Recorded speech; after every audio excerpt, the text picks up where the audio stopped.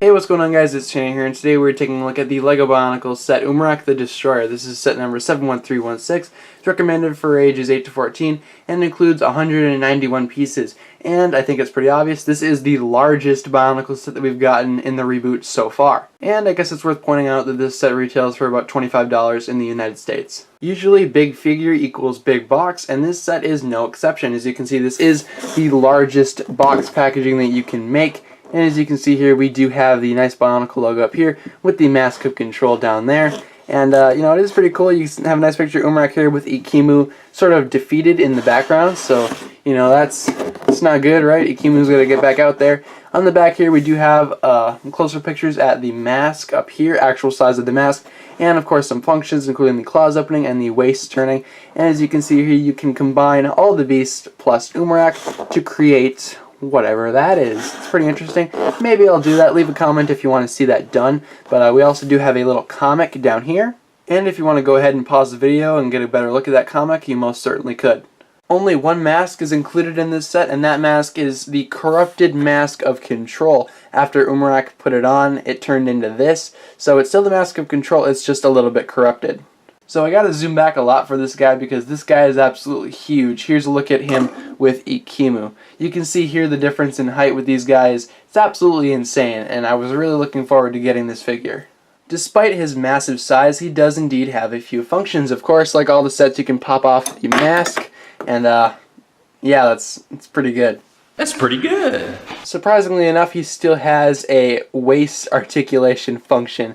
You can turn this gear around and his waist will turn. And of course the other function includes turning the gear up here and making the claws close. You can open and close the claws with these gears. I guess that's what I'm trying to say. In this position, this guy does kind of look pretty dopey with his cross eyes up there. I don't know if you guys can see that. But if we turn it, yeah, that definitely looks evil. And that's all thanks to the trans red brain stock that this guy uses. It's actually pretty cool. He still does use the same trans yellow head, or neon yellow head, as some of the other figures in this line, including like all the beasts. But instead of using a yellow brain stock, he actually does use a red one. And yeah, that does give the red eye effect. Yeah, it definitely gives the red eye effect. It looks really cool. And as you can see here, he still does have the jaw for some reason. It's pretty interesting. And the only other bits of gold on the set are these tusks here. So if you guys remember, Umarak in his other form had the horns. Well, the horns kind of carry through with this, but they've turned gold, possibly because of the influence of the golden mask of control. So as you can see here, his neck is actually extended quite a bit. He definitely does have the profile here. So you can see the neck actually extends out to above the torso, and the horns do not help with that. It just goes out even further. I really don't have a problem with that. It doesn't look all too bad, especially when you're looking at it from the front. You can see here on the back, he does have a little bit of armor here up on the shoulder bits here. He does have a little bit of armor, and if we move a little bit down, he does have a gunmetal gray ribcage piece to cover up the back a little bit. The head-on shot, though, is definitely what you guys are going to want to be looking at here. As you can see, he does have these shadow trap pieces to make up his shoulder armor, and that does carry through from his older version. We'll bring that version in a little bit later to do sort of a quick comparison, but I think that is pretty cool how it does carry through like that. He does use the Onua 2015 torso piece here to give him a sort of bit of a wider approach. It makes sense considering how he is the biggest set. He would have the sort of widest torso. And yes, those unfortunately are stickers there. But the detailing is pretty cool. It definitely shows a little bit of corruption there with a little bit of the oozing detailing showing up. That is pretty cool. And also this little chain here hanging from him also carries through from his older version. And of course, real quick, he does use the trans yellow torso piece there, the sort of rib cage piece. That is pretty cool. He definitely uses a lot of trans yellow in this set, and I'm a big fan of how the one in the back kind of shadows it. I think that's pretty cool. It gives it a little bit more depth, and I think that was a really good touch. Fortunately, the arms are symmetrical here, so we're only going to have to look at one. As you can see here, he does use these crystal pieces up here in the trans yellow color to give a little bit more of sort of, again, that corruption detail. All of the other beasts have that as well. But Umarak here I believe is the only one that has it in that color.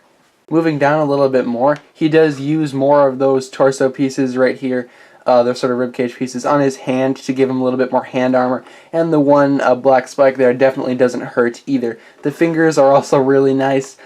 Each one of them is built the same, except the thumb is turned sideways as opposed to the other ones, and as I showed you before when we were looking at functions, you can turn these gears to open and close the hand. I think that's really cool. Of course, you can move the hand without even touching the gears, but yeah, it's still pretty cool. But to make it even easier, they do give you this little lever back here that you can turn, and that'll open the hands actually a whole lot better. The legs are also symmetrical, and like some of the other beasts, they are built actually quite uniquely. The top is of course your standard CCBS fare with the snap-on armor bits and the bones. He actually does have some friction extenders up here. It's pretty appropriate considering how big this guy is, but yeah, definitely the lower legs are built really uniquely. In fact, I'm going to take one of those off to give you guys a better look at it. So basically just taking off his leg, we can get a better look at the way that it is constructed. Of course, from the bottom, what I really do like is that they have two of the feet put together. There actually is a big foot there, along with a sort of a smaller protector size piece, or foot rather, right there. And that really does work out. It definitely gives it a whole bunch of stability when he's standing on the shelf. You can pose him in all sorts of ways. And of course the claws here do add a little bit more of an intimidation factor. Here's one more final look at Umarak the Destroyer, and it actually makes me wonder if they're ever going to go bigger than this. Will they make a Makuta figure? Who knows? But real quick before we end off, let's get Umarak the Hunter out here to compare the two. So overall, I'm really impressed on how they took this image and actually brought it over to the new figure. It definitely is pretty cool. It just looks like the same character, only bulkier, which is pretty cool. And you can see there are some color scheme differences there, but overall not bad. So that'll just about do it for this video, guys. Thanks a lot for watching. If you enjoyed, be sure to leave a like and click subscribe. That'll really help me out quite a bit. And stay tuned for some other LEGO Bionicle set reviews, hopefully coming soon in the future. Thanks a lot for watching, guys. My name is TannerFishies, and I will be talking to you guys again later.